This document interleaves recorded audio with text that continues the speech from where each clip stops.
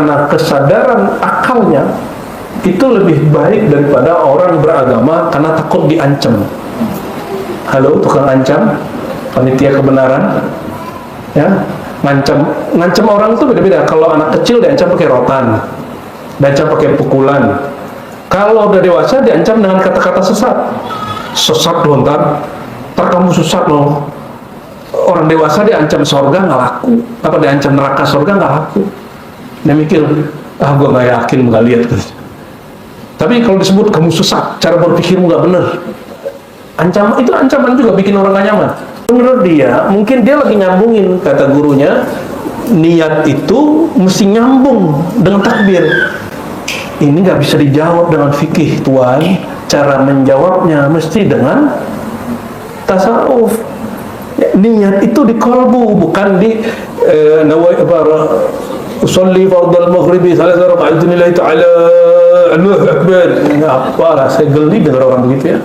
Itu namanya tasannu' fid din, membuat-buat sesuatu yang tidak diajarkan Rasulullah SAW. Dan begitu, ya. Maka kepada ahli fikih wajib dia belajar tasawuf dengan benar. Misalnya gini, nggak enak nih kalau belum sholat duha, nggak enak nih kalau belum tahajud, masih gitu nggak? Kalau terusin gimana? Kalau kebiasaan sedekah tiap hari, nggak enak nih kalau belum sedekah. Kalau masih begitu, torikotnya masih nafsiyah.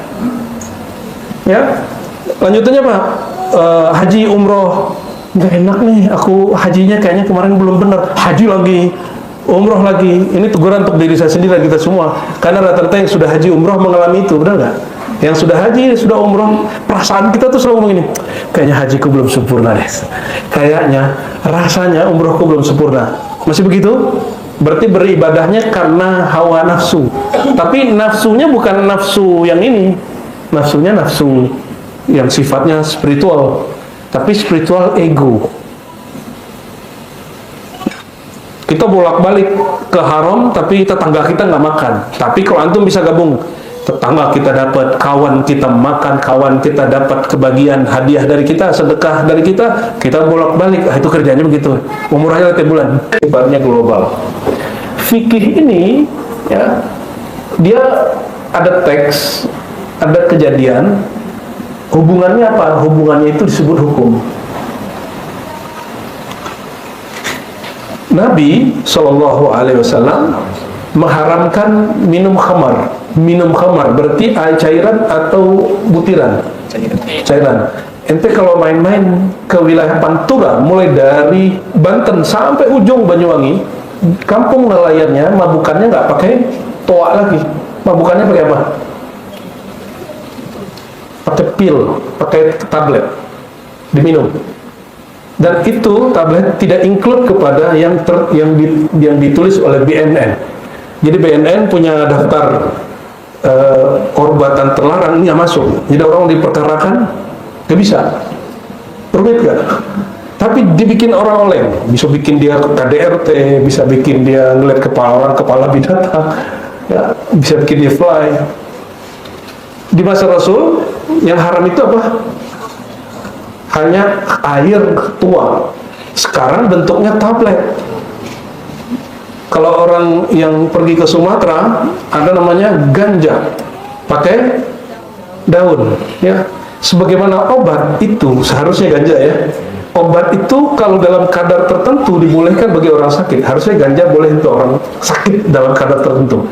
Coba hari ini belum ketemu formulasinya belum dapat. Karena gimana cara mengukur asap, Pak? Mungkin bisa dari jumlah daunnya kali ya, wallahu alam. Itu kita serahkan ke ahlinya nanti. Maksud saya apa? Asap dan yang tadi tablet, madi, jamaah, apakah masuk kepada yang memabukkan? Padahal di masa Rasulullah yang memabukkan pasti cairan. Itu diurus oleh hukum. Jadi gabungan empiris, ada teks yang dihafal, ada kaidah yang dihafal, dengan kecerdasan akal dicarilah titik sambungnya, disebut illat atau tahqiqul manat. Nah, ini istilah-istilah orang aja, ya. Kalau udah ketemu, oh berarti sama. Apa tahqiqul manatnya, apa illatnya, apa motifnya? Motifnya satu, memabukkan, maka dia haram. Itu ilmu fikih. Ilmu fikih combine antara empirik dan rasio. Terus apa lagi? Yang murni rasio ilmu akidah. Disebut juga kalam, ya. Disebut juga teologi.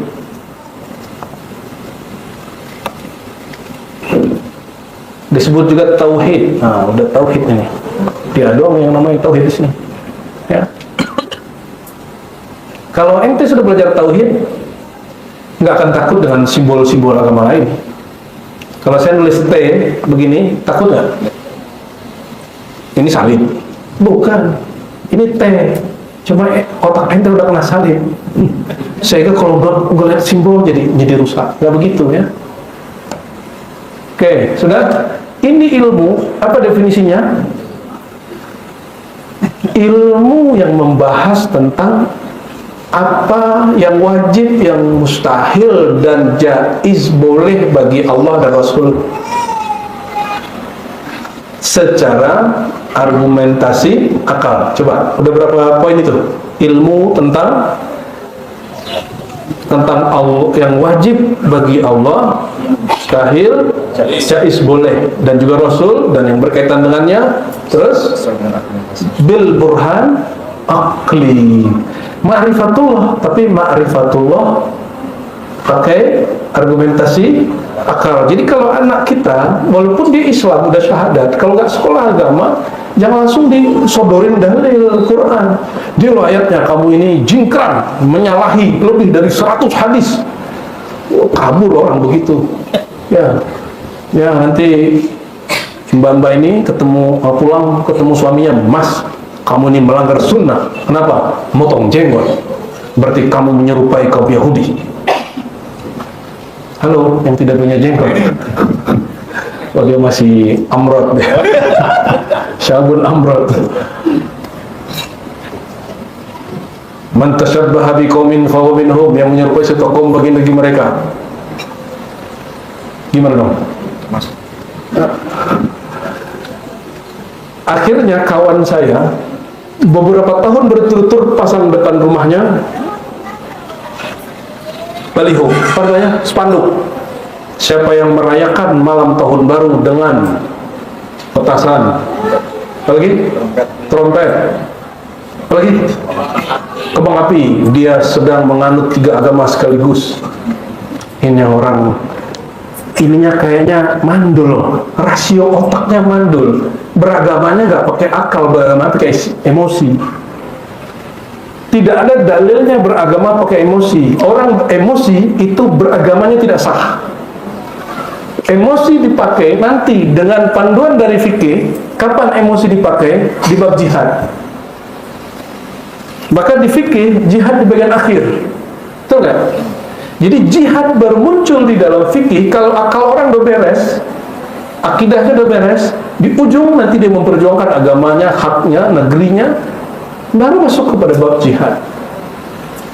Jadi rasio kita mesti aktif. Kalau pakai emosi nggak jadi beragama. Maka Quran adalah kitab suci satu-satunya, ini kata pakar profesor perbandingan agama, dia belum muslim, yang paling banyak mengapresiasi kinerja akal. Karena banyak teks menyebutkan afala ta'qilun, la'allahum yatafakkarun, semoga mereka berpikir agar kamu berakal, dan lain sebagainya. Itu menggunakan kata aktif, kata kerja. Jadi goalnya rasio bukan ngafalin nomor surat, nomor ayat.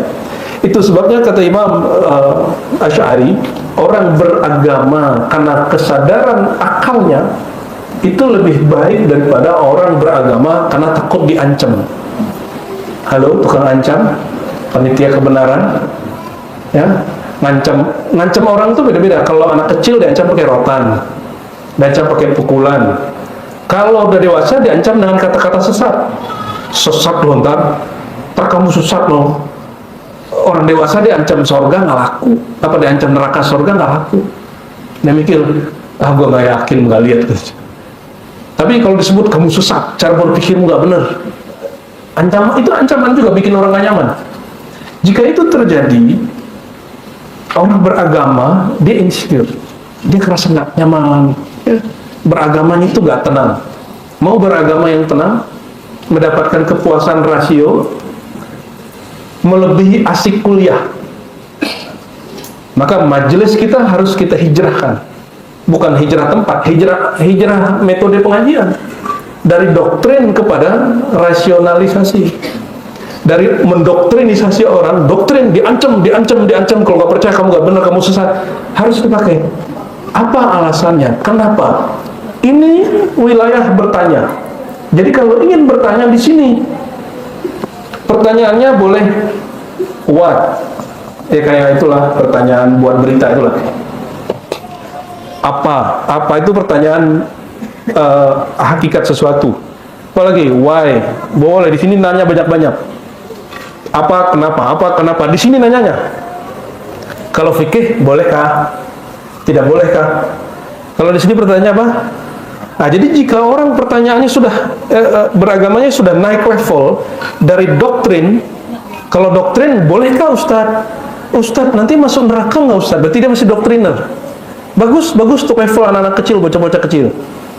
Sahabat nggak ada nanya begitu yang kecuali yang masih newbie. Sahabat-sahabat yang senior, pertanyaannya selalu apakah yang merusak? Apakah yang didapat? Abu Bakar pertanyaannya selalu rasio, Umar, apalagi Ali, ya. Uzaifah al-Yamani ketika orang nanya pahala, dinanya yang merusak pahala, betul nggak? Apa pahala? Ini antara empirik dan rasio. Itu orang nanya benefitnya apa beragama itu? Ini beragama, makanya Allah itu dalam surat As-Saff menyebutkan kalimat maukah kamu hal adulkum ala tijaratin.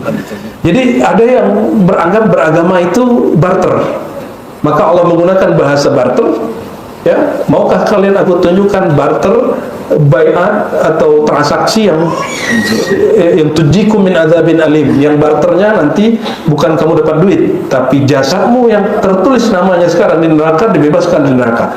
Itu masih oke, dapat surga. Itu kesadaran antara empirik dan rasio. Kalau yang pejuang-pejuang kan nggak begitu. Kalimatnya pasti waridwanin minallah, ya, kayak muhajirin lil fuqara'il muhajirin alladzina ukhriju min diyarihim wa amwalihim yabtaghuna fadlan. Mereka nggak cari surga di situ.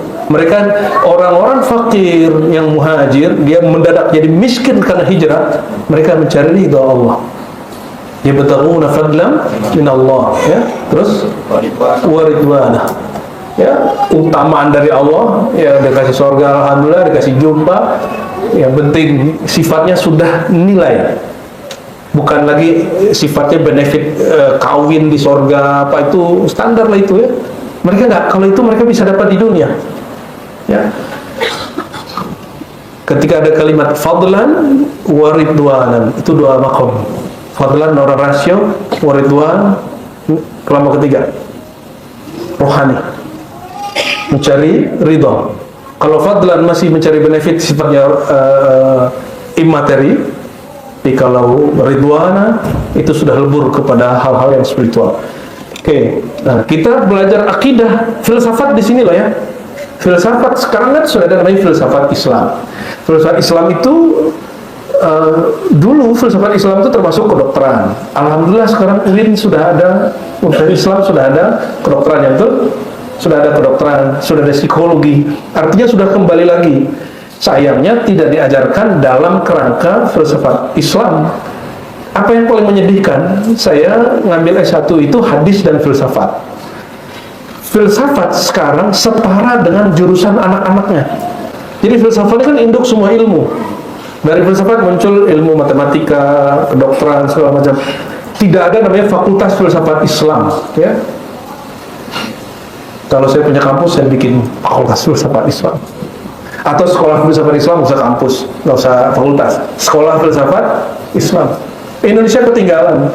Keduluan orang Iran bikin sadra, sekolah sadra, sekolah tinggi, apa, ilmu apa tuh? Sekolah tinggi Islam sadra. Kita keduluan Iran. Itu orang Iran bikin di Jakarta Selatan. Jakarta Selatan apa? Jaksel, ya? Ya. Kita keduluan. Harusnya orang-orang ahli sunnah bikin sekolah tinggi teologi atau filsafat Islam. Harusnya punya. Cuma kita udah keburu belajar tasawuf, kan. Sudah gak terlalu minat sama yang beginian saya. Dulu kita mungkin 10 tahun lebih berdebat di sini terus sembari ngajarin hadis. kita jagoannya, sukanya di sini, bertengkarnya di bab ini. Tapi ya tidak memuaskan spiritual, dia hanya bikin asik rasio. Lama-lama bikin jenuh. Ya. Lama-lama bukan lagi nyari kesalahan musuh, lama-lama memusuhi kawan sendiri. Nah, itu yang saya alami ya. Ketika orang belajar akidah, tauhid, ilmu kalam, teologi ini berlebihan, kata Imam Ghazali di kitab Al-Iqtisad, ya. Kita apa? Kita bikin di rumah dulu, alhamdulillah, di pesantren ya. Yang ikut ya, Bu Asfi, ada berapa orang lah ya. Apa kata beliau? Termasuk di Ihya, beliau katakan juga ilmu akidah, ilmu kalam ini dia semacam vaksin, penawar lah, bukan vaksin juga ya, semacam penawar penyakit ragu-ragu. Kalau dalam kedokteran ada rumus, obat itu sebenarnya racun untuk melawan racun yang lain. Betul? Tanya ke Pak Dokter ya. Betul Bu Dokter? Ya betul Bu Dokter. Kalau orang udah sembuh masih dikasih obat nggak? Kalau udah sembuh masih dikasih obat gimana? Dia keracunan. Jadi orang kalau udah sembuh, sunnahnya dari tasbih, penyerupaan, ta'til, menafikan sifat Allah, masih dihajar terus. Nanti dia tidak lagi kayak autoimun. Dia nggak hanya menggerogoti musuhnya, dia menggerogoti sesama muslim. Itulah yang terjadi pada kelompok saudara-saudara kita ini yang sesama ahlus sunnah ya. Itu udah lihat belum begitu kejadiannya? Jangan heran nanti sesama aswaja gotok-gotokan, sesama ahlus sunnah nanti hajar-hajar saling mencari kesalahan ya. Keracunan teologis, keracunan kalam. Ada keracunan fikih, bidahin orang. Jadi kalau ngaji fikihnya udah kelewat, dia nyalain orang aja kerjaannya. Kalau sholat, takbirnya berkali-kali sudah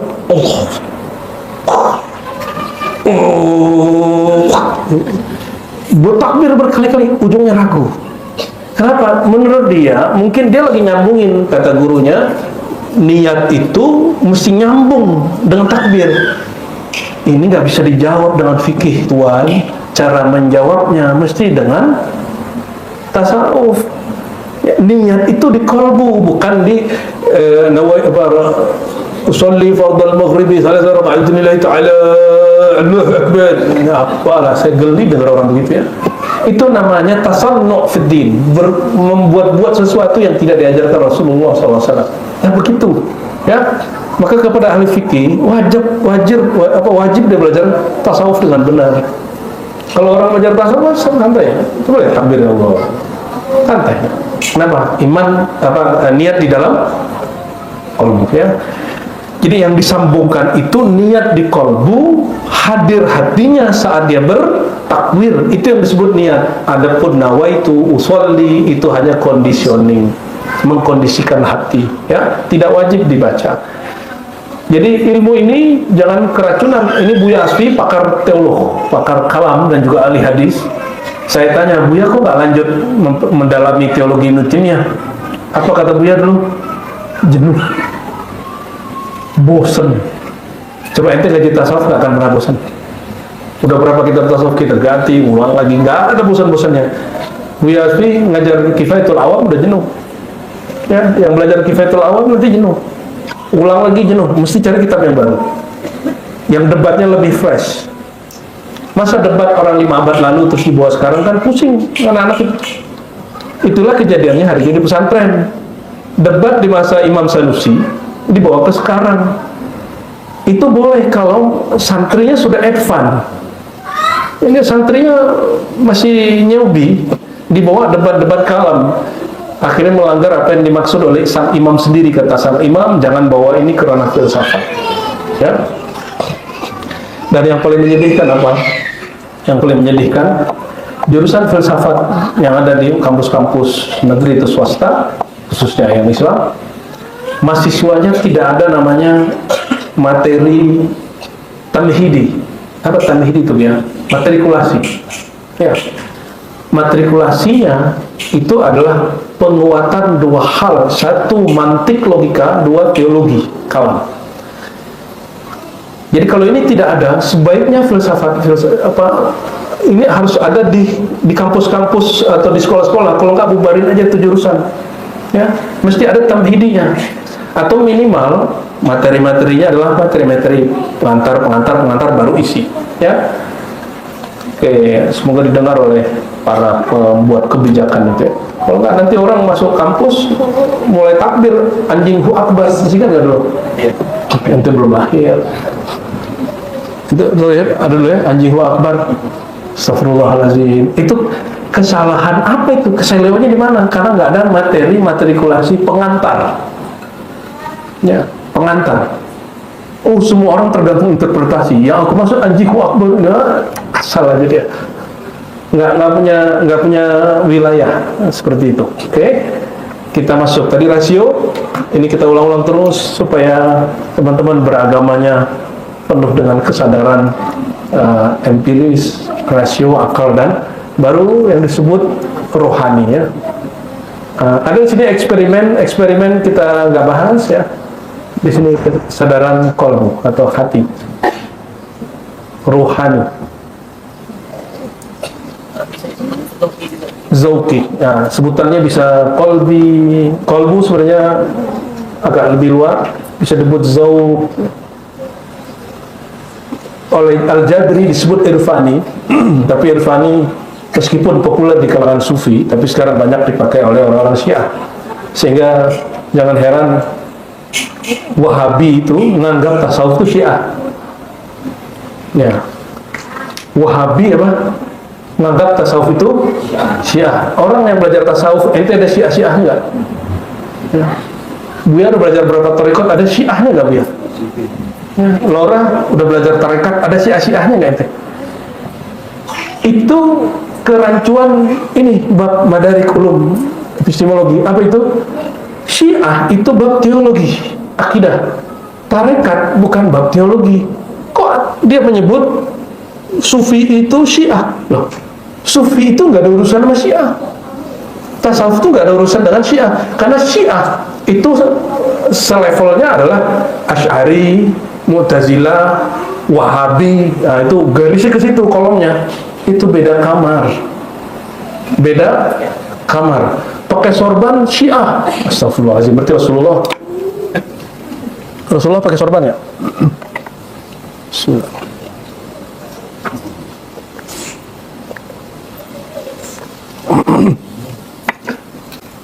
Kan beda juga sorbannya kan? Berarti aneh Syiah dong. Buya Sibeh, Buya Ahmadiyah, pengikut Sayyidina Ahmad.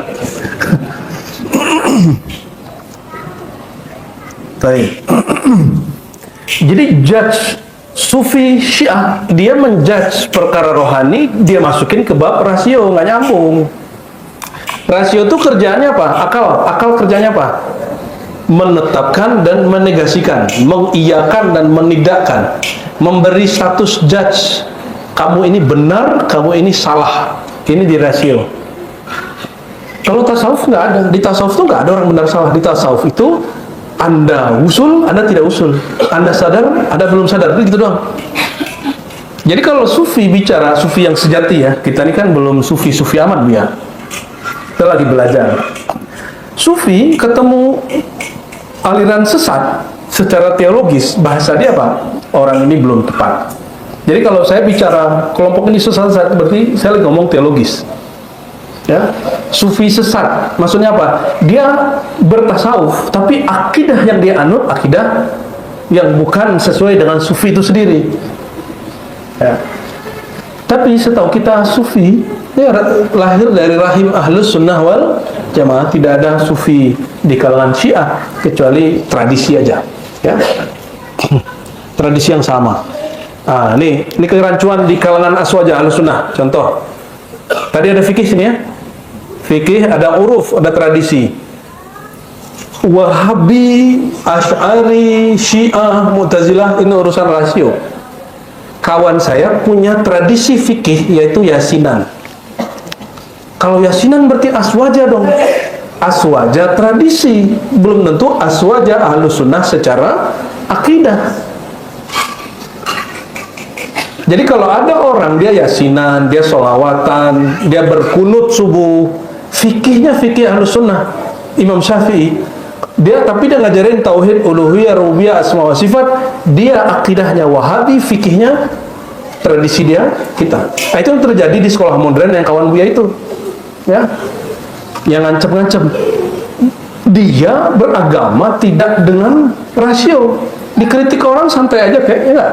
Santai aja. Mau kritiknya keras, terima aja. Kita dikritik orang juga terima aja. Karena dia beragama didoktrin, sekolahnya didoktrin, salah digampar. Sehingga ketika ada orang kritik sekolahnya, dia mau ngancem-ngancem kita, ancem balik aja nggak apa-apa, ya. Kalau perlu Buya Asfi buat debat terbuka, Buya yang debat dia. Kita tonton nanti dia. Ya. Nah, di sini kalau kebanyakan emang suka debat. Tapi kalau benar isinya nasihat. Sampai ya madrasah-madrasah, ma'had pesantren ini menyadarinya, kita akan mengkritisi terus, ya. Nggak akan berhenti kita. Ya mau pelan, mau kenceng, ya insya Allah, ya. Ya takut ya. Sorry gitu ya. Kita nggak ada takutnya.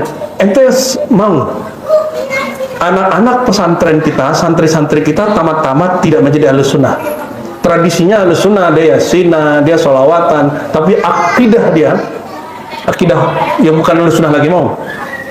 Saya nggak ridho. Bagi saya itu tadlis, bal takzib. Ya, itu penipuan. Ya. Ya. Mereka nggak penipu, tapi mungkin penyelenggara pendidikannya sendiri tertipu oleh program-program apa, kita nggak tahu. Oke, di bab ruhani baru muncul yang kita sebut tasawuf, ya. Tasawuf ada mazhab-mazhabnya, disebut tariqah, ya. Nah, kalau tasawufnya ada di sini nafsiyah, ya. Jadi zauk ini ada zauk nafsiyah, zauk qalbiyah, zauk ruhaniyah. Jadi bertingkat-tingkat juga. Di zauk nafsiyah muncullah aliran wirid-wirid, tarekat wirid. Maka tarekat qadiriyah wirid itu dengan tarekat qadiriyah ilmu hakikat itu beda. Beda. Kalau tarekat qadiriyah wirid, ijazahnya wirid. Kalau tarekat qadiriyah atau syaziliyah atau naqsyabandi sama, ya. Isinya hakikat, kajian-kajiannya tentang ma'rifat wujud Allah, sifat Allah, itu bedanya. Maka jangan heran, ya, beberapa mursyid-mursyid itu mempertanyakan Buya Aldomi, Buya Asfi, kok anak muda ini ngajinya ketinggian nih, ya. Kita dari dulu suluk udah 10 kali suluk, isinya cuma disuruh zikir Allah 70.000, mata merem, lidah dikunci. Itu yang sebenar-benarnya bagi dia puncaknya. Enggak juga, ya. Itu praktek amalnya di kolbu. Kalau di sir, di rohani, dia nggak membaca lagi. Bagaimana caranya dari membaca zikir Allah 70.000 yang Nabi sebut tafakkur sa'ah atau ta'allum babil ilm, ya, mempelajari satu bab ilmu setara dengan 1000 rakaat, itu gimana caranya? Ya kan? Gimana caranya? Itu lewat zauknya harus naik. Jadi dimensi rasanya bukan lagi pada ego, aku. Misalnya gini, nggak enak nih kalau belum sholat duha, nggak enak nih kalau belum tahajud, masih gitu nggak? Kalau terusin gimana? Kalau kebiasaan sedekah tiap hari, nggak enak nih kalau belum sedekah. Kalau masih begitu, torikotnya masih nafsiyah, ya. Lanjutannya Pak, haji umroh, nggak enak nih, aku hajinya kayaknya kemarin belum benar, haji lagi, umroh lagi. Ini teguran untuk diri saya sendiri, kita semua, karena rata-rata yang sudah haji umroh mengalami itu, benar nggak? Yang sudah haji, sudah umroh, perasaan kita tuh selalu ngomong ini, kayaknya hajiku belum sempurna, Des. Kayaknya, rasanya umrohku belum sempurna. Masih begitu? Berarti beribadahnya karena hawa nafsu. Tapi nafsunya bukan nafsu yang ini. Nafsunya nafsu yang sifatnya spiritual. Tapi spiritual ego. Kita bolak-balik ke haram, tapi tetangga kita nggak makan. Tapi kalau antum bisa gabung, tetangga kita dapat, kawan kita makan, kawan kita dapat kebagian hadiah dari kita, sedekah dari kita bolak-balik. Itu kerjanya begitu. Umurnya tiap bulan. Guru kita nulis buku Haji Pengaji Setan. Apa catatan dia?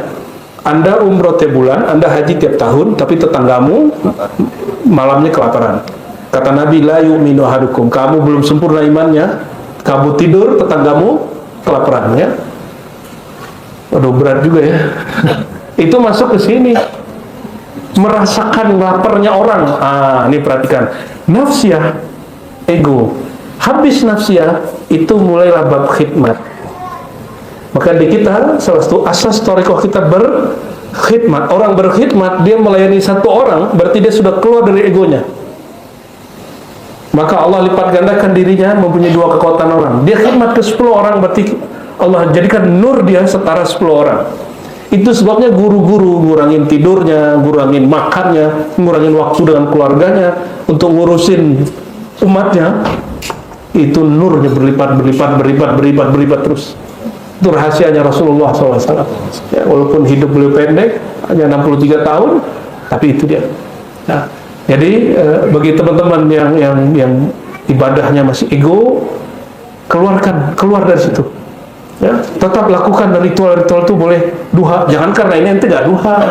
Kalau gitu saya nggak usah duha, saya khidmat aja. Itu salah paham namanya. Kalau gitu saya nggak usah umroh. Bukan, itu salah paham. Kalau gitu saya nggak usah haji. Bukan, itu Imam Syazili tiap tahun haji. Tiap tahun haji. Tapi tidak ada tetangga yang kelaparan. Muridnya semuanya dia berdayakan. Minimal di majelis makan.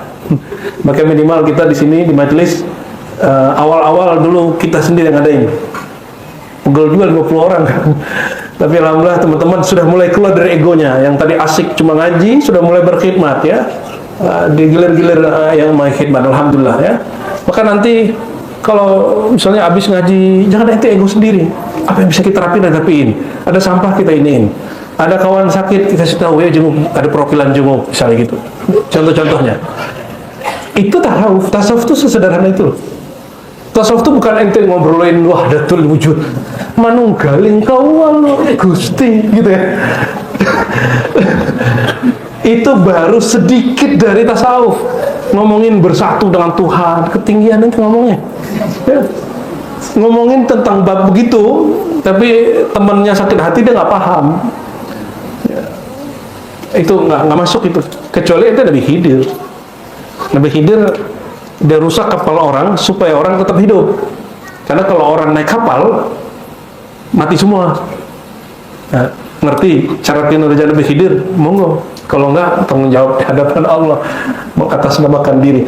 Jadi di tarekat ini yang sekarang terjadi degradasi orientasi daripada tasawuf itu sendiri, termasuk akidah, termasuk fikih, mengerucut. Harusnya dia luhur tinggi sampai ke kesadaran rohani. Kalau bukan senangnya wirid, zikir. Kalau nafsi, wiridnya untuk menenangkan diri. Kalau kolbu, kalau nggak wirid kayaknya nggak seru hidup ini gitu. Udah sedang mengalami itu kan? Ya nggak tenang. Kalau wiridan tetap nggak tenang, terus nggak wiridan lagi dong, ya kan? Kenapa ngaji di ribat? Ngaji di ribat itu menenangkan hati. Kalau ente digoncang kolbunya gimana? Dibikin kolbunya tersinggung gimana? Dibikin egonya goyang gimana? Nah, jika itu terjadi, kembalikan ke kesadaran rohani. Niatku lebur dalam ridha, raditu billah itu lebur.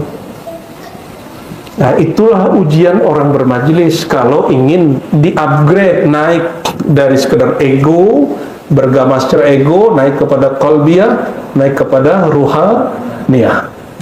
Jadi jangan heran ya, ada kiai senior kritik, kok orang-orang tarekat ini suka bertengkar mulu.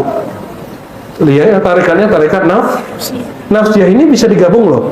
Jika ada 10 orang ego punya amalan sama, maka mereka akan menjadi suatu majelis tarekat yang mempertahankan ego tarikatnya. Ente coba singgung tarekat dia sekali, ngamuknya bukan main. Singgung cara zikir dia sekali, ngamuknya bukan main. Udah ketemu orang begitu? Ya, kayaknya kita juga begitu. Ya. Kita dikritik orang nih, rasanya dicaci. Betul? Dikritik tapi rasanya dicaci. Ketemu dengan orang yang amalannya sama, gurunya sama, wiridnya sama. 10 orang, ini 10 orang ego.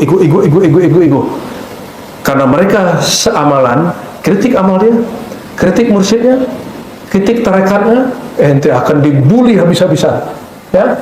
Karena egonya tersinggung. Gimana? Jadi semakin kesini orangnya semakin sedikit loh. Semakin sedikit. Itu sebenarnya mursyid yang wali itu nggak banyak. Nggak banyak. Ya. Walian mursidah itu nggak banyak. Yang kalau dicolek itu nggak berubah gitu. Yang banyak langsung berubah. Ya. Allahumma sholli ala Muhammad ya. Jadi kalau secara empiris api terlihat membakar. Pohon bisa ngomong nggak? Secara empiris nggak bisa. Benar? Nggak bisa. Tapi tadi kita belajar bahwa di pohon, di benda-benda ada ruh. Kata dalilnya, kata ulama rohani. Kalau ini kan pakai akal. Kalau di sini pakai rohani. Kata ulama rohani, dalilnya Nabi marra bi jabalin wa hajarin wa syajarin. Ya, Nabi melewatin gunung, melewatin batu, melewatin pohon. Ya, tidak lain melewatin itu illa wa yusallimu alayya. Kata beliau, pohon, batu, gunung itu mengucapkan salam kepadaku. Berarti batu benda bukan benda mati. Benda jamat. Apa arti jamat? Tidak bergerak. Pohon tidak bergerak, tapi dia tumbuh. Ini semuanya mengucap salam kepada Rasulullah SAW. Halu kah? Nah, kalau orang rasio, kalau pakai otak rasio empiris, orang empiris bilang tuh halu. Kalau secara rasio apa? Dalam rasio nanti dia dapat kabar yang lebih kuat. Muncul kaidah. Contoh, Nabi SAW manggil pohon kurma. Beliau mau buang air kecil, tidak ada toilet, jamban, lalu beliau mengatakan, wahai pohon kurma, ta'ali, kemarilah. Nanti kita sampai ke bab itu, kalau sempat baca. Itu pohon kurma jalan. Kalau secara empirik siapa dulu? Empiriknya orang tidak beragama. Oke, empirik salah satu ilmunya apa tadi? Ilmu hadis. Secara empirik ini, kalau belum dapat teks hadis, ya, di dalam teks berupa berita. Nabi dalam riwayat Bukhari, Muslim, Daud, Tirmizi pernah memanggil pohon dan pohonnya datang. Kalau beritanya benar, secara empirik, maka kita percaya. Tapi al-aqidah, apa kata al-aqidah? Ini menyiratkan satu pengetahuan. Apa pengetahuannya? Bahwa pohon itu juga ada rahasia di dalamnya, dan dia bisa berbicara, dia bisa bersyahadat, bahkan dia bisa datang karena kakinya nggak ada. Ya, kalau orang tidak pun mengerti bab ini, dia akan menyebut beragama itu gila. Nah, kalau kita mengerti ini, bisa menempat membagi-bagi. Oke? Selamat upgrade, selamat beragama dengan logika rasio. Nah, siang ini menggabungkan rasio dengan berita yang sahih. Rasionya ada, hadisnya ada. Oke? Fadal ikra ya Hadi, minta takra.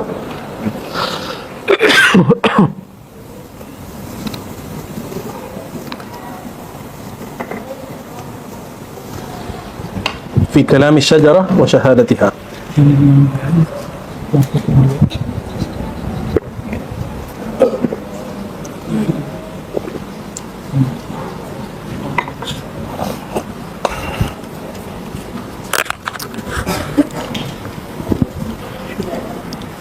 Bismillahirrahmanirrahim.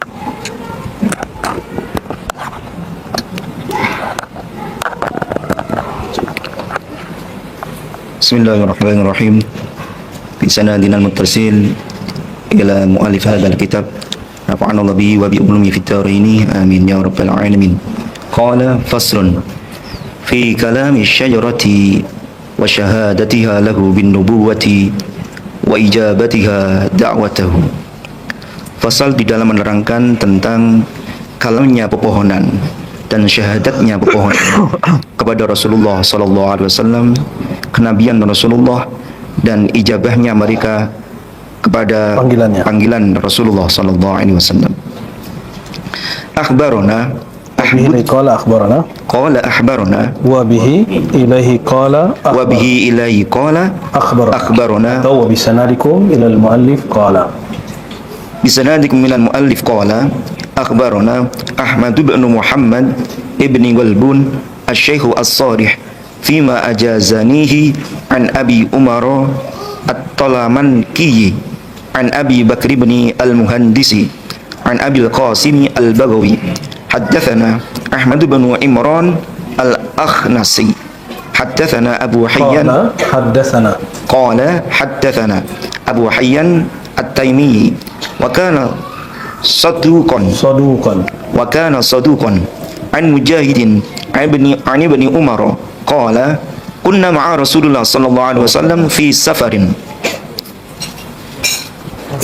fadana minhu a'rabiyyun faqala ya a'rabiyyu aina turidu qala ila ahli qala hal laka ila khairin qala wa ma huwa qala tashhadu an la ilaha illallah wahdahu la syarika lah wa anna Muhammadan abduhu wa rasuluh qala man yashhadu laka ala ma taqulu qala hadhihi asy-syajaratu as-samuratu wa hiya bi syatil wadi wadi'uha fa innaha tujibuka.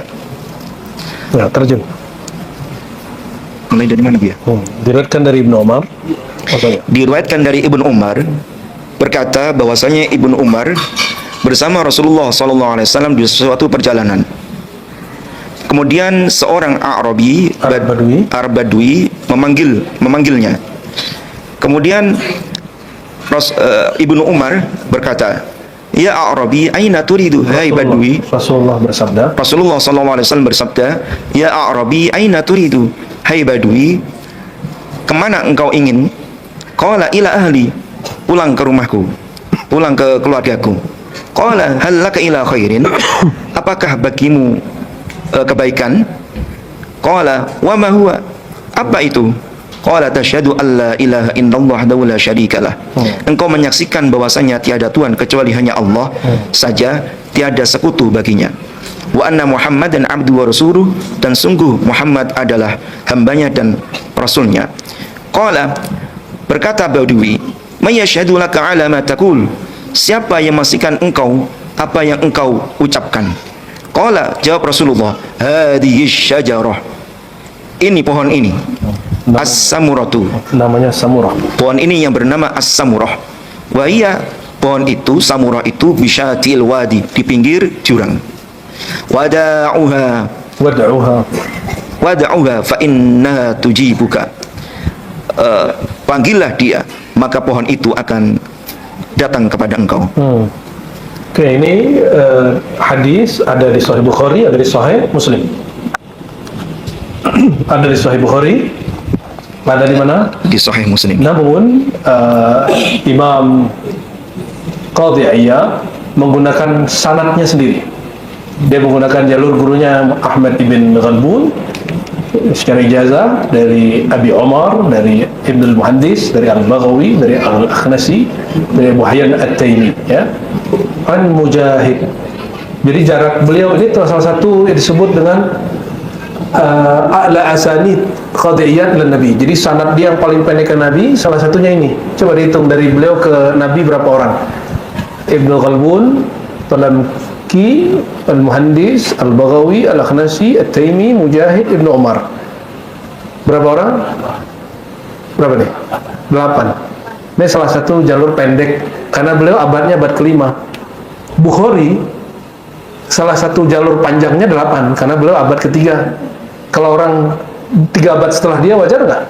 Atau 2 abad setelah dia wajar nggak? 8. Kurang wajar, itu disebut Ali. Berarti dia punya jalur gurunya panjang umur semua. Nal Mu'ammarin, ya. Baik.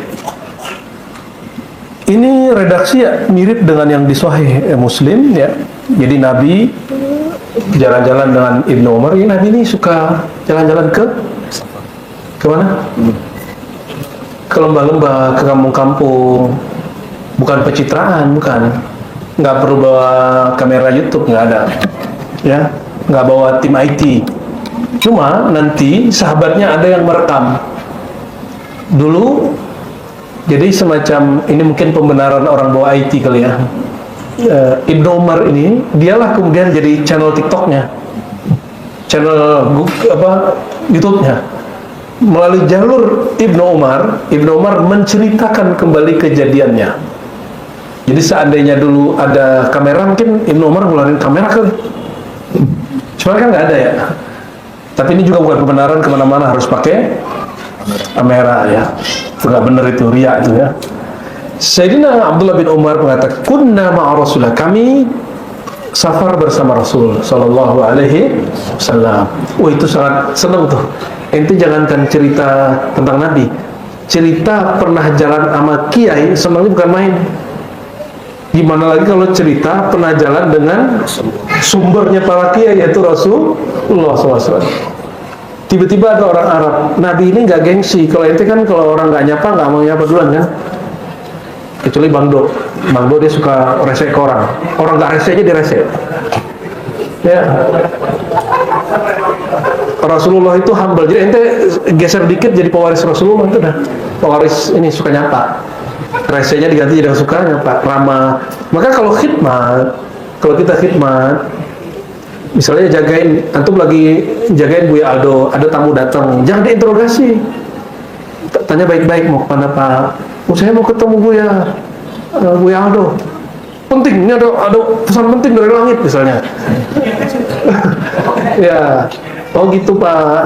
Ajak nyaman dulu. Kalau yang begini kan agak miring-miring dikit. Jangan diusir. Ajak ngopi-ngopi, habis itu udah selesai, udah lupa ada pulangan. Jadi jangan kemudian sesat ente. Sesat itu bahasa rasio. Di sini nggak ada. Ini bahasanya nyampe nggak nyampe. Mimpinya tepat, mimpinya nggak tepat. Ilhamnya pas, kurang pas. Itu aja masalahnya. Bahasa agak ngerinya halo atau bukan. Ya, tipis-tipis ya. Nah, jadi kalau ada orang mau mendekat segala macam, siapa yang gerakin dia mau datang? Kan Allah juga. Sebanyak itu orang ngaji. Ente dulu juga mungkin digituin orang. Ya, ada kan yang awal-awal datang terus kayaknya nggak enak nih. Banyak yang gagal di tengah jalan, akhirnya dia nggak jadi ngaji lagi karena dicenginmu. Jadi kalau ada orang-orang begitu, bikin dia nyaman dulu. Sayyidina Syekh Abdul Qadir Jilani, ada orang baru, dia ajak terus oleh Syekh Abdul Qadir ke orang khusus. Sampai khalifah-khalifahnya nih sering saya ceritakan, protes, loh kok kami gak diajak, ini orang baru kok diajak. Apa jawaban beliau?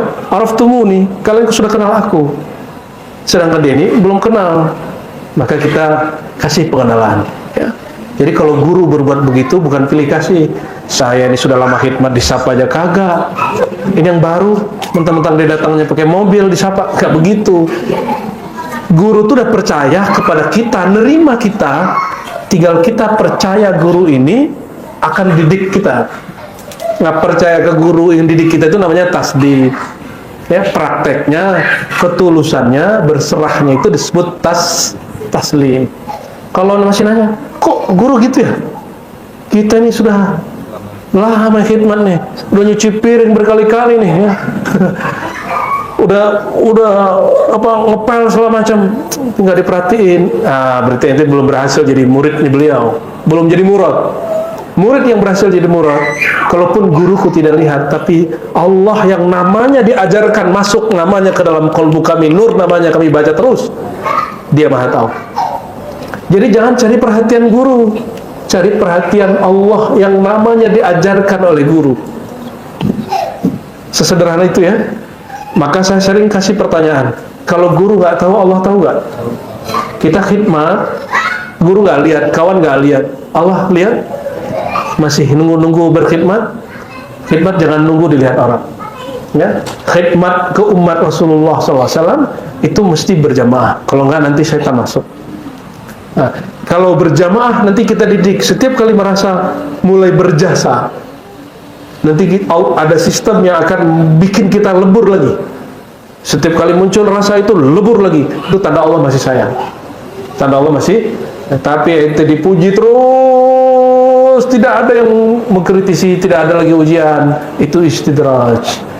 Maka kemarin kita jumpa salah satu mursyid kita ya, duduk di pelanta ya, di bulan Syawal awal kemarin. Petuah beliau sederhana aja, Jika ada orang dipuja-puja, dipuji-puji, berarti akan diuji. Jika ada orang ditekan, dihantam terus, dicaci maki, dididik dengan keras, berarti dia bukan jadi orang besar, akan menjadi orang yang hebat. Kadang guru tuh nggak tega menghardik muridnya yang sombong, maka Allah kemudian gerakkan orang di luarnya, bisa musuhnya, bisa kawannya, untuk hardik dia. Itu pelajarannya. Gimana? Rasulullah mungkin nggak menghardik Abu Bakar, maka Allah ciptakan ada Abu Jahal, Abu Lahab. Jadi kalau ada musuh kita, nah ini rumusnya tadi, yuriduna liyutfi'u nurallah, mereka ingin memadamkan nur ente, ingin mencaci maki kita, hajar kita, tenang, itu tanda mau diangkat. Itu udah rumus, itu roda alam sudah. Ini roda alam. Diuji, dipuji, bakal diuji. Diangkat-angkat, berarti akan dijatuhkan. Seandainya terjadi dijatuhkan, gimana? Sedih gak? Maunya kan di atas terus, maunya kan dipuji terus. Lah, dunia ini bukan milik kita, suka-suka Allah. Kalau dipuji, pulangkan pujian kepada Allah. Kalau diuji, yakini bahwa Allah sedang cubit-cubit kasih perhatian. Oh, itu indah jadinya. Lagi dipuji, ingat Allah, nangis. Lagi diuji, ingat Allah, juga nangis. Cuma rasanya beda, satu manis, satu pahit. Tapi jika rasa bertuhan yang muncul, ujian itu jadi jamu. Mungkin kolbu kita sudah tersita oleh selain Allah, dia jadi obat. Kalau dipuji, langsung pujiannya dihabar. Pujian manis gak? Di like status ente sama orang, seneng gak? Itu manis.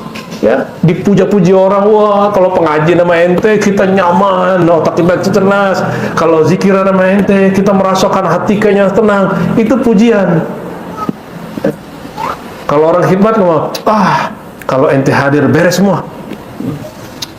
Tempat bersih, ada yang urusan bersih-bersih, ada yang urusan apa? Urusan pulus-pulus.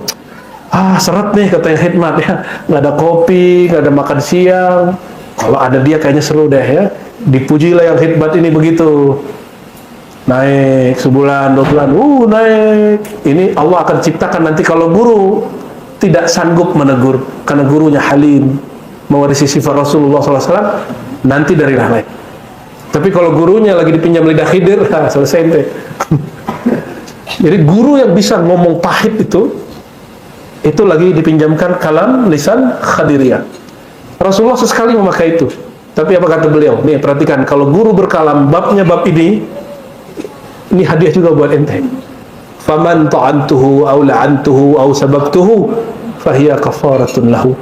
Siapa yang aku caci, aku maki, bahkan aku laknat, aku sindir, aku sakiti, lalu dia tersinggung, dia tersakiti, dia terpojokkan, dia merasa nggak nyaman, gelisah, fahuwa kafaratun lahu. Itu menjadi penebus dosa yang dia sadar itu tidak sadar. Jadi kalau guru, saya ini masih banyak guru ya, guru kita itu kalau ngomong kadang hadir, giliran sama kita, giliran yang lain enak-enak aja. Ya. Muji juga kadang soal langit. Saya kalau guru saya udah muji, saya mulai takut, bukan takut, waspada. Ini bakal ujian apa lagi nih ya. Tapi kalau kita dihardik,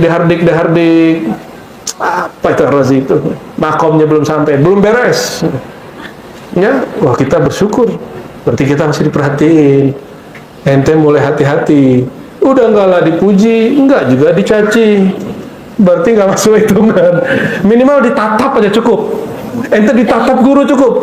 Karena guru pernah menatap gurunya, dia ditatap gurunya, itu namanya musasal birru'ya bin nazar.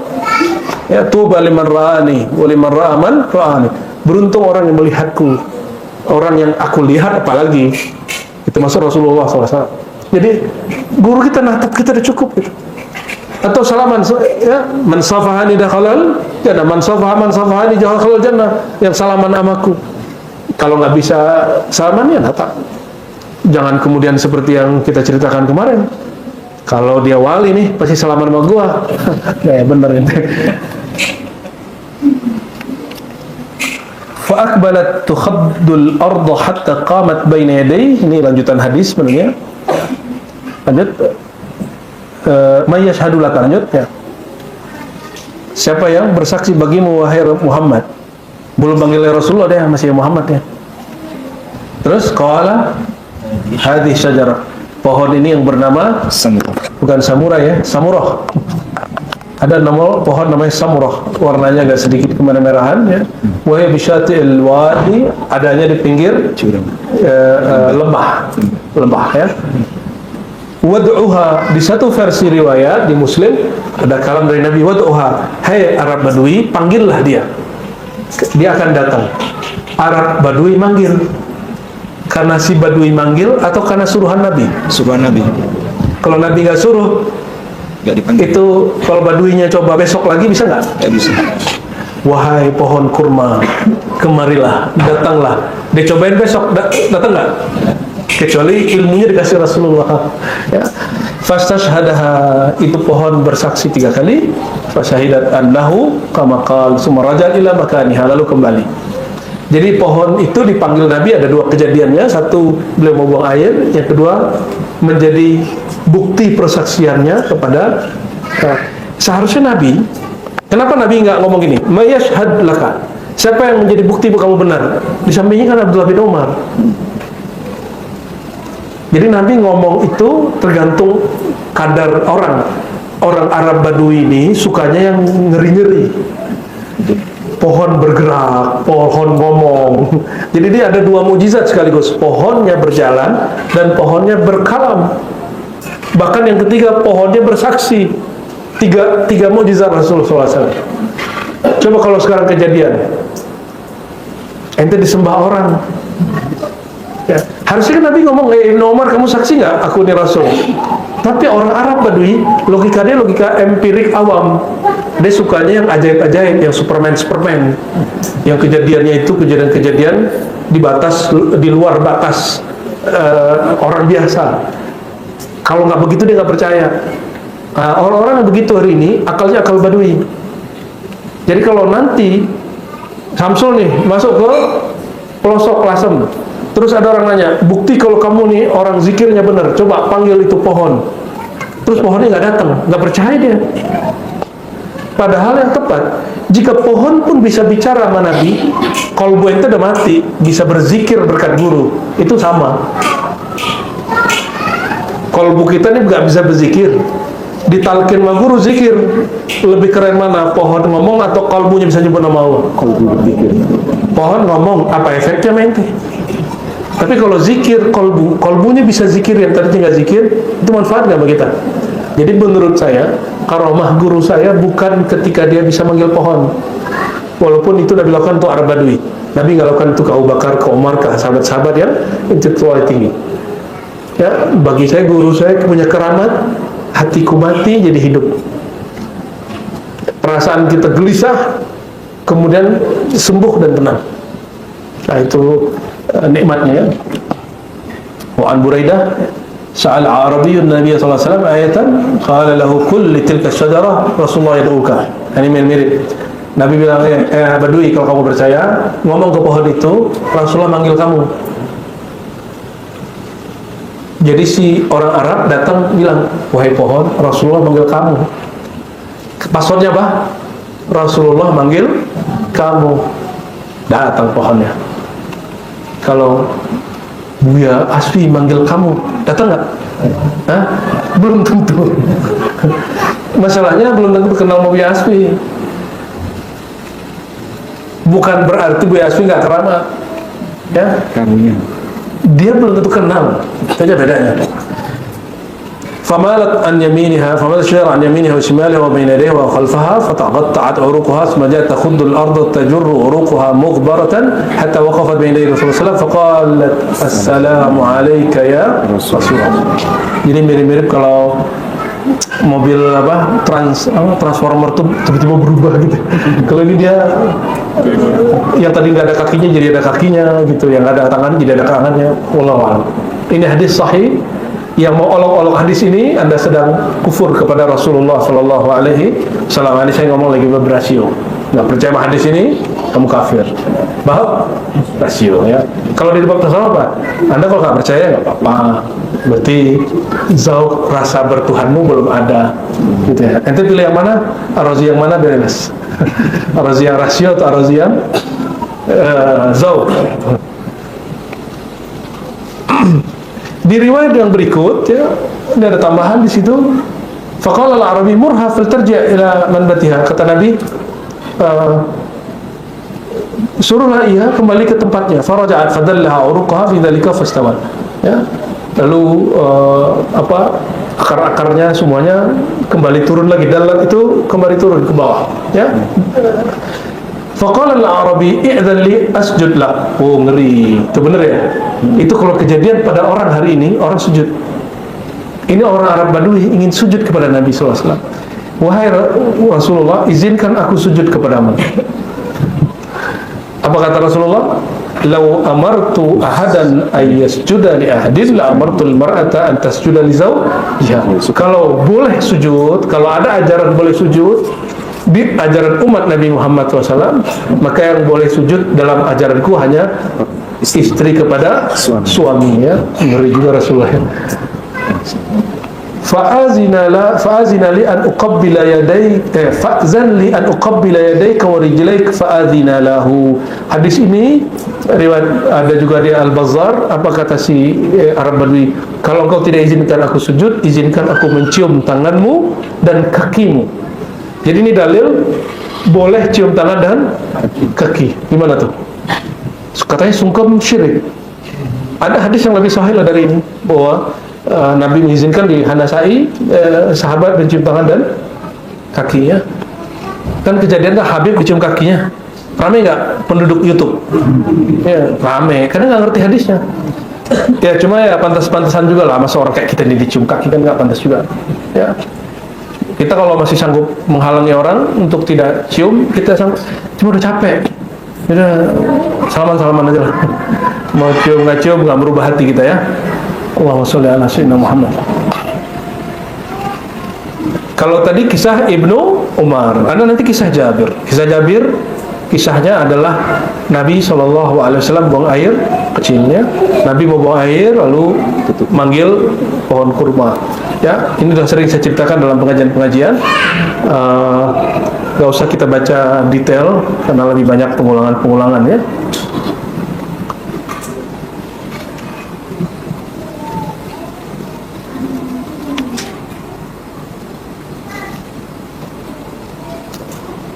Kita masuk ke pasal yang baru, ya, bahwa pelepah atau pohon atau kayu itu bermanja-manja, nangis, ngadu ke Rasulullah SAW. Coba anak kecil datang ke kita, anak kita nih datang terus ngadu, ya, yang punya anak. Itu kalau pulang lorak, anaknya ngadu nggak? Nangis meluk-meluk, abi kemana abi, gitu, ya. Nah, kira-kira seperti itu. Kita mulai baca, coba dawamnya, fadal.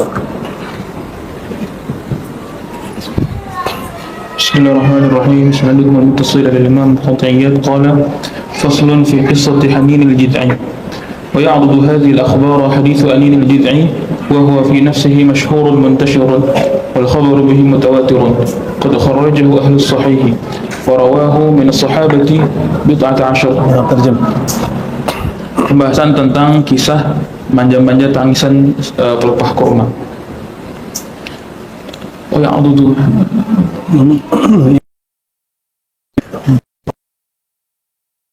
diriwayatkan oleh banyak manja-manjanya pelepah kurma, yang mana hadis itu masyhur dan tersebar, dan khabar mengenai itu juga mutawatir. Mana hadis itu diriwayatkan oleh ulama-ulama yang sahih dan diriwayatkan juga oleh banyak para sahabat. Di antaranya adalah Ubay bin Ka'ab radhiyallahu anhu, Jabir bin Abdullah radhiyallahu anhu, dan Anas bin Malik, Abdullah bin Umar, Abdullah bin Abbas, Sahal bin Sa'ad, Abu Sa'id al-Khudri, Buraidah, Ummu Salamah, wal Muttalib bin Abi Wada'ah radhiyallahu anhum ajma'in. Kulluhum yuhadditsu bi ma'na hadzal hadis. Semua mereka bercerita tentang makna hadis ini. Qala Tirmidzi wa haditsu Anas sahih. Dan Imam Tirmidzi, hadis dari Imam Anas itu sahih. Qala Jabir bin Abdullah, kana al-masjidu masqufan ala juzu'i nakhlin.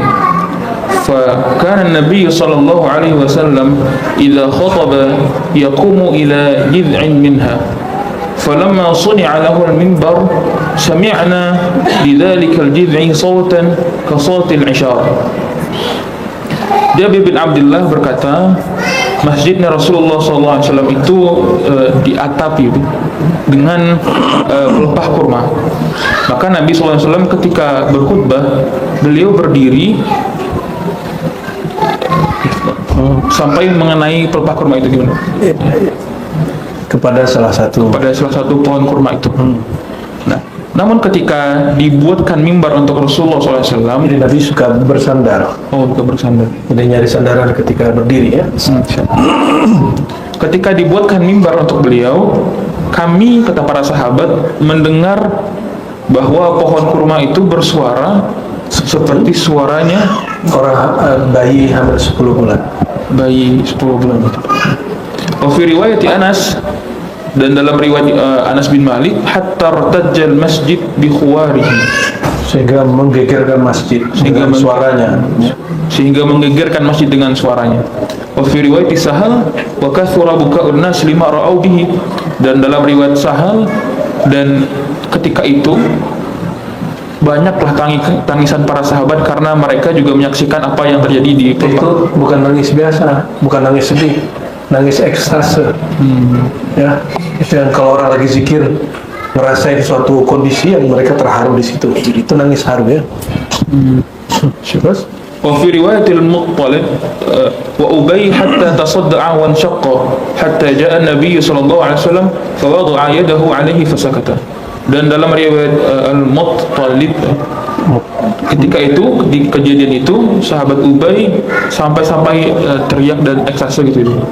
Sampai Nabi SAW datang dan meletakkan tangan beliau di atas Sayyidina Ubay, lalu Sayyidina Ubay pun diam. jadi kejadian-kejadian orang lagi zikir atau guru lagi ngajar tuh tiba-tiba teriak, nah itu Ubay itu namanya sahud ya. Mahwud ya. Hilang kesadaran dia, itu mahwud, atau disebut juga wujudan, rasa yang didapat lagi ini. Terus sedikit lagi, Zada ghairuhu faqala Nabi sallallahu alaihi wasallam inna hadza baka lima faqada min dzikr. Selain sahabat itu menambahkan bahwa Nabi sallallahu alaihi wasallam bersabda, sesungguhnya pohon ini itu saya menangis karena apa yang dia tidak dapati lagi daripada zikir. jadi sahabat nangis, pohonnya nangis. Jadi jangankan manusia, itu pelepah kurma aja nangis. Gimana tuh? Asbab Nabi SAW berkhutbah atau asbab Nabi ganti mimbar? Ya, Nabi berkhutbah tapi di atas mimbar. Mimbar mau podium beda ya, tapi tidak lagi di tempat yang sama. Akhirnya si jaz'un nakhlah ini ya bagian daripada pohon kurma. Jadi kalau kita kan pohon kurma, buah kurma sama aja, sama sebelah kayak kurma. Kalau orang Arab buahnya disebut apa, batangnya disebut apa, pelepahnya disebut jaza ya, disebut apa ya, atau bisa jadi belahannya gitu ya, pohonnya dibelah itu disebut juga jaza. In hadza baka lima faqada min adz-dzikr ya. Ini pelepah, ini kayu, dia menangis karena luput daripada zikir. Terus kalimat berikut, walladzi nafsi biyadihi, Alladzi nafsi biyadihi law lam altazimhu lam yazal hakadha ila yaumil qiyamah. kalau aku tidak selesaikan, Dia akan senantiasa begitu sampai hari kiamat. tahazzunan, Ala Rasulillah sallallahu alaihi wasallam. nanti ditinggal Rasul SAW. Terus Fa amara bihi Rasulullah sallallahu alaihi wasallam fadufina tahtal mimbar. Terus jadi tahaplah mimbar itu mimbar yang lama loh ya. Jadi kalau orang lihat tempat yang sekarang, perkirain aja mimbar yang lama di bawahnya ada pohon ini. Kada fi haditsil Muttalib. Terus Wa fi ba'd riwayat an Sahl fadufinat tahta minbarihi aw ju'ilat fi as-saqaf. Wa fi hadits Ubay fa kana idza shalla an-nabiy sallallahu shalla ilayhi falamma hudima al-masjid akhadahu Ubay fa kana 'indahu ila an akalathu al-ardu wa 'ada rufata. Dan dalam hadis Ubay disebutkan bahwa Nabi itu ketika beliau sholat di dekat mengarah rumah kepadanya ya. mengarah kepadanya. Maka ketika masjid itu direnovasi gitu ya, maka sahabat Ubay mengambilnya dan pohon itu berada bersama Sayyidina Ubay sampai pohon itu dimakan oleh bumi. sehingga menjadi rumahan ya rufata. وذكر الإسفرايني أن النبي صلى الله عليه وسلم دعاه إلى نفسه فجاء يخرق الأرض فالتزمه ثم أمره فعاد إلى مكانه.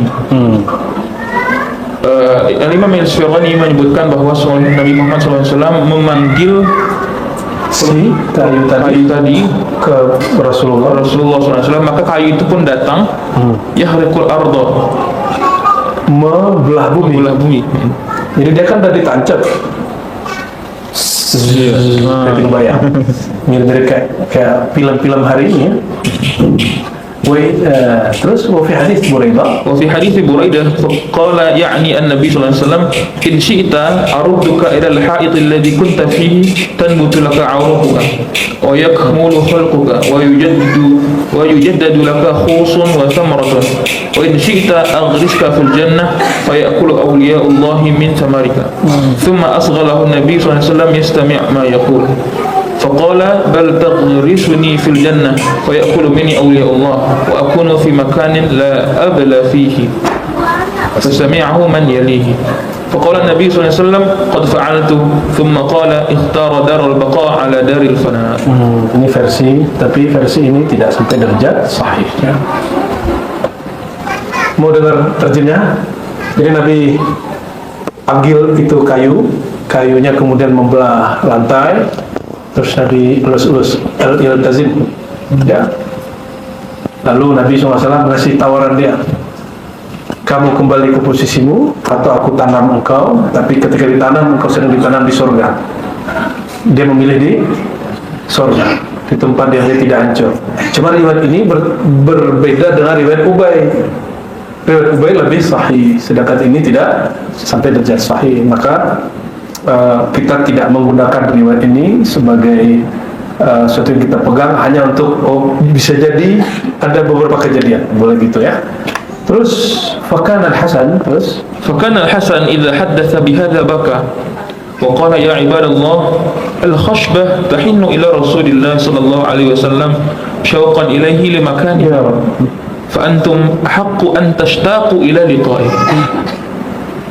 Sayyidina Hasan radhiyallahu anhu ketika bercerita tentang ini, beliau menangis dan beliau berkata, wahai hamba-hamba Allah, pelepah kurma saja bermanja-manja menangis kepada Rasulullah SAW karena merindui beliau untuk kembali ke posisi semula. Maka antum lebih berhak untuk rindu untuk bertemu dengan. Oke, ini kalau kita baca dengan zauq kita pasti langsung nangis ya. Saya pakai rasio ya, biar nggak nangis. Oke, Sayyidina Al-Hasan Al-Basri, Sayyidul Mursyidin zamannya, idza haddatsa bihadza baka. Riwayatnya menyebutkan jika menceritakan kisah ini dia juga menangis. Karena dulu gurunya, sahabat-sahabat nangis semua ya. Lalu beliau ceramah. Jadi hadisnya disampaikan ini musalsal bil buka, musalsal dengan tangis ya. Ya ibadallah, wahai hamba Allah, jika benda sudah mati, dia bisa merindukan Nabi, masa kamu yang merasa hidup tidak merindukan Nabi SAW? Jika benda mati, ditinggal Nabi hanya 1 meter saja, dia yahullu ya, digelisah, itu bikin geger satu masjid. Masa kalian tidak merindukan Nabi SAW ya? Ini majmu' riwayat semuanya dapat menguatkan dan menambahkan satu sama lain. Intinya apa? Nah, ada satu kalam dari guru kami, lebih kuat, lebih sempurna mukjizat Nabi Isa, lebih spektakuler Nabi Isa atau Nabi Muhammad di bab ini. Nabi Muhammad orang udah mati 3 hari dihidupkan ya. Kalau ini bendanya bukan benda bernyawa seperti manusia, tapi Nabi tinggal, jadi nur Nabi ada di situ hidup ya. Pohon bisa ngomong, bahkan itu si pohon kan ngomong ya, malah dia transaksi sama Nabi. Itu cara dia demo kepada Rasulullah SAW ya. Itu kalau orang-orang ahli ontologi, falsafatul wujud dalam ilmu akidah, ada ilmu hakikat, itu ada kajiannya, cuma antum pasti nganggapnya halu Tidak ada pohon hari ini, sebagaimana kita ini Bani Adam, pohon-pohon yang ada hari ini itu juga punya nasabnya. Ya, ada nasabnya. Hewan-hewan yang ada hari ini itu ada nasabnya semua. Cuma kan kita nggak disuruh nasab kita aja kita nggak tahu. Terus kita harus ngasih nasab pohon, kan lucu. Ya, ada nasabnya semua. Pohon-pohon yang Nabi yang ikut berzikir bersama Rasul Nabi Adam di sorga, itulah yang kemudian turun, ada yang jadi bunga, ada yang dimakan, ada yang jadi king raja raja-rajanya buah. Ya. Walau alam, ini yang saya dengar dari Ba'dul Masyaikh ya. Jadi kamu lihat tumbuh-tumbuhan yang menghibur pemandangan Sayyidina Adam waktu hidupnya di sorga, itu yang turun kemudian biji-bijinya. Kan Nabi Adam waktu turun ke bumi, di bajunya tempel semua debu-debu serbuk-serbuk yang ada di pohon-pohon surga. Begitu guru kita menjelaskan. Ketika beliau diusir, itu jangan dibilang, ente bayangkan kan loncat dari surga ke bumi, patah kaki dong. Gak begitu. Sangat empiris dan rasio bahwa alam itu memang ada. Jika dia ada, berarti ada cara untuk ke sana. Ada keluarnya, turunnya, itu urusan lain. Orang naik rumahnya nggak naik, kok nggak tinggi kok. Disebut naik rumah, ya kan? Masuk rumah itu juga disebut naik rumah. Bisa jadi yang dimaksud surga tinggi itu bukan tinggi secara geografis, tapi tinggi secara manzilah, posisi kemuliaan. Bisa jadi semua imkaniyat, tapi kita tidak masuk ke tafsir-tafsir yang liar itu. Kita meyakini ada surga. Surga ini Rasulullah, Nabi Adam ya, keluar. Guru saya menceritakan dulu begini, jadi baru nyambung ya. Di bajunya itu ada saku-saku. Di istrinya juga, istri beliau kan kalau kulit bunga masukin, kadang ambil serbuknya, ada yang nempel-nempel. Ketika turun ke bumi, baju itu beliau bawa tapi dicopot, disuruh copot oleh Allah Ta'ala, lalu diganti dengan yang ada di bumi. Jadi di bumi sudah ada pohon, sudah ada, tapi mana yang dimakan? Ini yang dikatakan oleh Ibn Abbas ya, riwayat Hanad bin Sari. Kata Hanad bin Sari diriwayatkan dari Ibn Abbas, laisa fid dunya, laisa fil jannah mimma fid dunya illa al-asma. Tidak ada yang di surga yang sama dengan dunia kecuali hanya nama. Kenapa? Yang ini itu cukup udah turun-turunannya, kira-kira begitu. Ya, sebagaimana api itu juga dari sono semua, itu dari neraka. Wallahu alam ya, ilmu nasab alam semesta. Nah, dan kita nggak perlu tahu itu. Nah, ini ada yang lucu teman-teman, sebelum ini kadang kalau lagi naik ditanya lahir. Katanya beliau tahu wali akhir dulu sampai akhir zaman, gimana lahir dia nggak tahu. Betul lagi apa? Kesadaran rasionya balik. Jadi orang kalau nyampe di kesadaran rohani, ngomong secara empirik, keluarlah kalam-kalam begitu. Paham? Jadi kalau ada guru kita kadang-kadang sampai di situ, nanti pandai-pandai melihat, ya. Nah, namun kalam-kalam begitu kalau tidak sebenarnya, itu pertanggungjawabannya besar.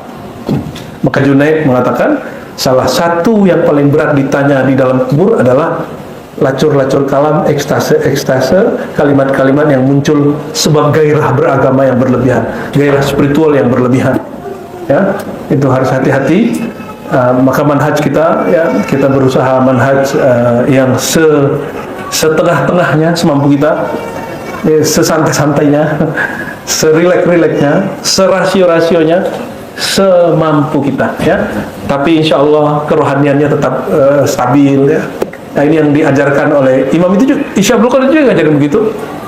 Mungkin itu waktu beliau belum kamil, ya. Setelah kamil lain cerita. Abul Hasan Sazili juga mengatakan begitu, dan lain sebagainya. Wallahu alam, kita husnuzon dengan para aulia, para masyayikh. Semoga Allah Ta'ala menganugerahi nur iman, nur ihsan, nur Islam dalam qalbu kita. Amin ya rabbal alamin. Wassallallahu ala sayyidil wujud. Subhanakallah wa bihamdika, asyhadu an la ilaha illa anta, astaghfiruka wa atubu ilaik.